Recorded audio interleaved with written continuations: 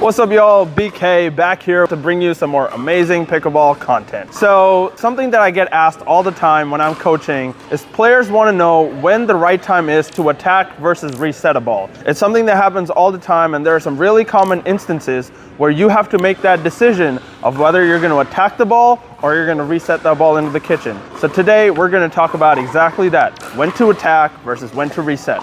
Let's do it. Now, what do I mean when I say attack versus reset the ball? What it means to attack the ball is you're going to try and speed up the ball or drive the ball to give yourself an advantage on the court by using your speed and power so that now you're able to dominate the point. However, if you're on the back foot and you're trying to reset the ball and get yourself back into the point, that's where we're trying to reset the ball into the kitchen by playing a softer shot, where now we're giving us time to get back in the point. Now, there are three really common instances where you're going to be forced to make that decision of whether to attack the ball or reset the ball. So that's exactly what we're going to talk about. The first instance is where you're at the baseline, you're serving the ball, your opponent returns the ball, and now you're stuck trying to make a decision of whether to drop that third shot to reset the ball into the kitchen to give yourself time to come up to the line, or are you going to drive that ball to use your power to give yourself an advantage over the point so that you can come in and dominate that point. So when it comes to making this decision of what to do with the third shot, it all depends on the return. So what your opponent does on the return dictates what type of decision you're going to make on your third shot. If your opponent hits a really deep return with some topspin, putting you onto your back foot, that's when you're going to try and reset the ball and try to put it in the kitchen to give yourself time to come up to the line. This is something that you must do because anytime you're trying to drive a ball off of a good return, your opponents are set up to attack that ball, and you're so far away from the net that no matter how much power you put into it, a good opponent will be able to counter that ball and win the point.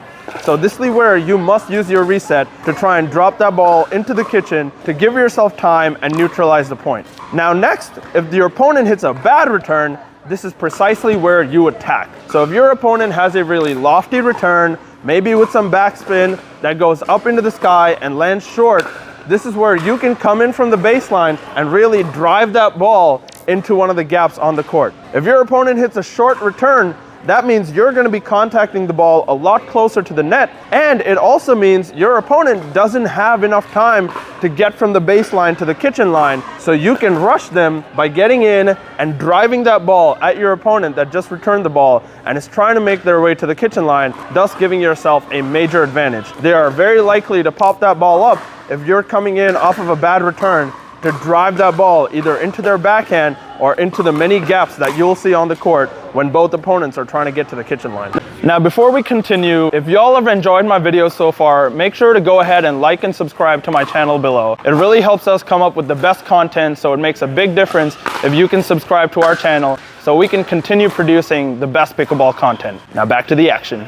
Now, the second instance where you're going to have to make that decision of attack versus reset is when you're at the kitchen line. Now, when all four players are at the kitchen line having a dink battle, it all comes down to who has the perfect opportunity to start the attack. So what you're going to do, again, when you're in the kitchen, is you're simply dinking back and forth with your opponent, trying to put that ball neatly into the kitchen, keep it low, and keep it below the net so it's unattackable. However, if your opponent hits a lofty dink where that ball is now coming up in the air, and you're either able to take it out of the air, or it's so high that it bounces and comes up above net height that you're able to drive that ball, this is the perfect opportunity to attack. So what you're gonna do is just simply stay in that dink battle and wait for that opportunity. The second you see your opponent pop that ball up off of a dink, and you're able to stay on the kitchen line and really reach above the net to put that ball downwards, that's when you attack. Anytime you're able to hit the ball downwards because the ball is above net height, that's when you attack. If the ball is below net height, around my knees and below, that's a terrible time to attack. This is where you want to reset the ball, because if I'm trying to speed the ball up from here, my trajectory is going upwards, which means my opponent can just wait and smack it down. So what you want to do anytime the ball is below net height coming at you is you want to dink that ball back and reset the ball into the kitchen, versus if that ball comes up above net height at your point of contact, then you're able to swing through and attack the ball. Now, the last common instance that we're going to talk about when it comes to attacking versus reset is on the fourth shot. So So we talked about what to do when you're hitting the third shot, but when your opponent is hitting the third shot, that's also a prime opportunity for you to open your mind and really realize which balls to attack and which balls to reset.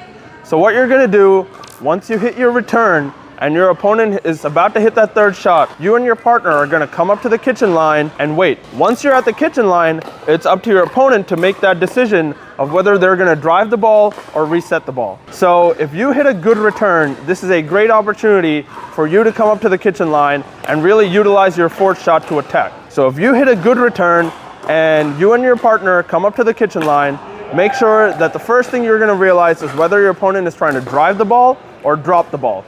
If your opponent is driving the ball, what you want to do is have your hand set for a block. If that drive is coming deep, you're simply going to try and punch that ball back to your opponent, keeping them at the baseline. Your primary goal at this spot is to keep your opponents at the baseline. So if they're driving that ball is coming in hot, which means they're not going to have time to get back to the kitchen line. So all you want to do really is just punch that ball back into their feet. However, if they drop the ball, now you have a major decision to make.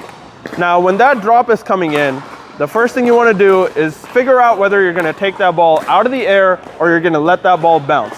If that ball is coming in high, about shoulder high, I'm going to take that ball out of the air all day, because now the ball is above net height at my point of contact, which means I can hit it downwards, and anytime I can hit a ball downwards, that's a prime opportunity to attack. So if they hit a bad drop coming in about shoulder height and I can take it out of the air, I'm going to attack that ball. Now what happens when they hit a good drop? When they hit a good drop, again, you got to make that decision of whether you're going to take that ball out of the air or you're going to let that ball bounce. If you decide you're going to take that ball out of the air, make sure you're not overreaching. If you're overreaching all the way down here to take a ball out of the air, the only thing you can do is pop that ball up.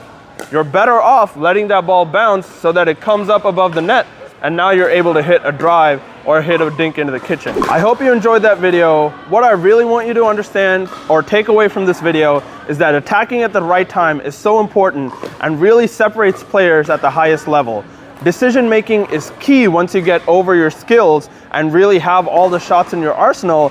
This is what is going to separate you from the rest of the players. So make sure that you're making that decision early and you're noticing when you should attack the ball and when you should reset the ball, so that when you get on the pickleball court, you're going to dominate. As always, I've been BK. You can follow me at BK_pickleball on Instagram and subscribe to my channel, BK Pickleball, on YouTube. Then, I'll see you next time.